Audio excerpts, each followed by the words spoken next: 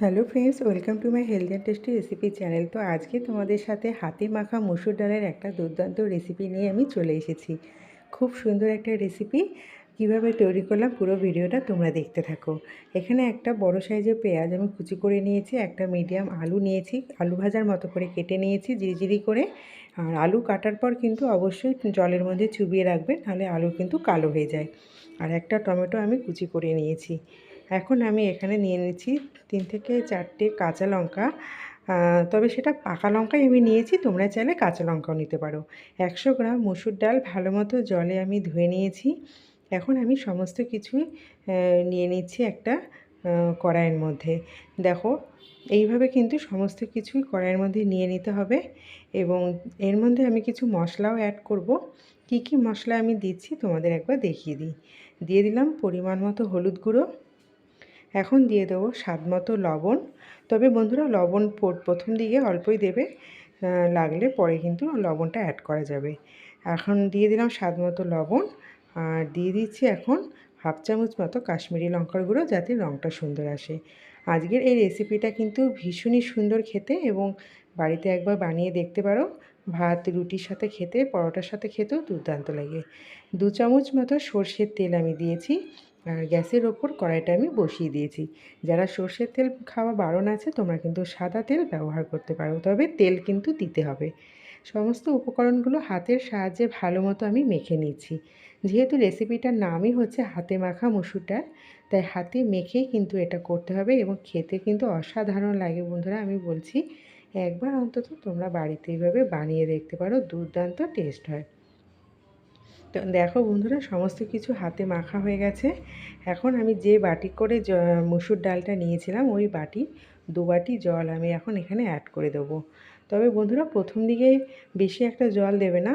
তোমাদের গ্রেভিটা যেরকম পছন্দ হবে সেই অনুসারেই জল দেবে। রুটি পরোটার সাথে হলে একটু থকথকে থাকলে খেতে ভালো লাগে, আর ভাতের সাথে হলে একটু পাতলা হলে খেতে ভালো লাগে। তোমাদের যেরকম প্রয়োজন সেই অনুসারে তোমরা জল দেবে। এখন আমি 6 থেকে 7 মিনিট হাই ফ্লেমে ভালো মতো ফুটিয়ে নেব।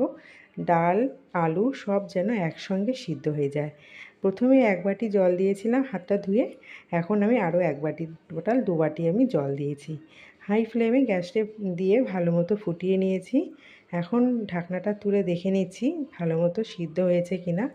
তবে বন্ধুরা, এই রেসিপিতে কিন্তু ডালের কাটা ব্যবহার করা যাবে না, তাহলে কিন্তু জিনিসটা অন্যরকম হয়ে যাবে।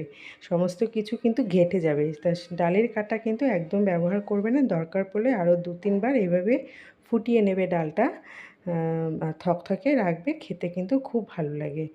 তো ডালের কাটা কিন্তু একদম এখানে ব্যবহার করবে না, আমি বারে বারে একটাই কথা বলছি।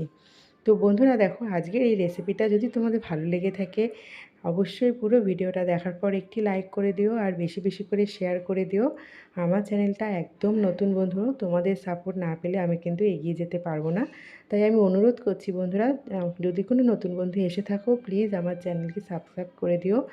সাবস্ক্রাইব করে পাশে থাকা বেল বাটনটিও প্রেস করে রেখো, যাতে আমার নতুন নতুন ভিডিওগুলো আপলোড করা মাত্রই তার নোটিফিকেশানটা সবার আগে তোমাদের কাছে পৌঁছে যেতে পারে।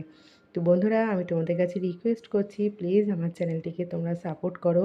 তোমাদের সাপোর্ট না পেলে কিন্তু আমি এক পাও এগোতে পারবো না, এবং আমার পরিবারদের পাশে আমি দাঁড়াতে পারবো না। বন্ধুরা, আজকের রেসিপিটা কিন্তু রেডি হয়ে গেছে, এবং আমি এখন কিন্তু এর মধ্যে আরও একটা জিনিস করব। তার আগে বলে দিচ্ছি, এটা কিন্তু পুরোপুরি অপশনাল। যারা ডিম খেতে পছন্দ করো ডিম দিয়ে করতে পারো, যারা পনির খেতে পছন্দ করো পনির দিয়েও করতে পারো, আবার চিকেন খেতে যারা পছন্দ করো সলিড পিস চিকেনের সেটা হাতে ম্যাশ করে নিয়েও এই জিনিসটা তোমরা করতে পারো। আমি দেখো 2 চামচ সাদা তেল দিয়ে একটা ডিম ভালো মতো ভুজিয়া করে নিচ্ছি, এবং ভুজিয়া করে তার মধ্যেই আমি ডালটা কিন্তু মিশিয়ে দেবো। তো প্রথমেই বলে রাখছি যে এটা কিন্তু ডিম পনির অথবা চিকেন, যেটাই তোমাদের ভালো লাগবে তোমরা কিন্তু সেটা দিয়ে এটা করতে পারো, খেতে কিন্তু অসাধারণ লাগে। তবে যেটা দিয়ে বানাও না কেন, এক একটা ক্ষেত্রে ফ্লেভার এক এক রকম পাবে। ছোট বড় প্রত্যেকের ক্ষেত্রে কিন্তু বলছি, এটা কিন্তু ভীষণ হেলদি খাবার, খেতেও দুর্দান্ত লাগে, অসাধারণ স্বাদ, এবং বানাতে খুব তাড়াতাড়ি হয়ে যায়। কাজের থেকে অফিস থেকে ফিরে চটজলদি এরকম একটা রেসিপি তোমরা বানিয়ে নিতে পারো, এবং যে কোনো কিছুর সাথে খেতেও ভীষণ ভালো লাগে। এখন দেখো, ডিমটা খুব নরম করেই ভুজিয়াটা আমি বানালাম, বেশি একটা ডিপ ভাজিনি। এখান থেকে কিছুটা পরিমাণ ডিমের ভুজিয়া আমি আলাদা করে তুলে রেখে দিচ্ছি ডেকোরেশন করব বলে। এর মধ্যে ডালটা এখন আমি ঢেলে দিলাম। তো বন্ধুরা দেখো, এখন ডালটা দেওয়ার পর একটু নাড়াচাড়া করে নিচ্ছি। বন্ধুরা দেখো, আমি এখন এটা নাড়াচাড়া হয়ে গেছে। তো এখন আমি কিন্তু বেশিক্ষণ রান্না করব না। এখন আমি একটা সার্ভিং প্লেট নিয়ে নিচ্ছি, তার মধ্যে এটা ঢেলে নিচ্ছি। আজকের রেসিপিটা বন্ধুরা তোমাদের কেমন লাগলো, তোমাদের মতামতটা কিন্তু অবশ্যই আমাকে কমেন্ট বক্সে জানাতে ভুলবে না।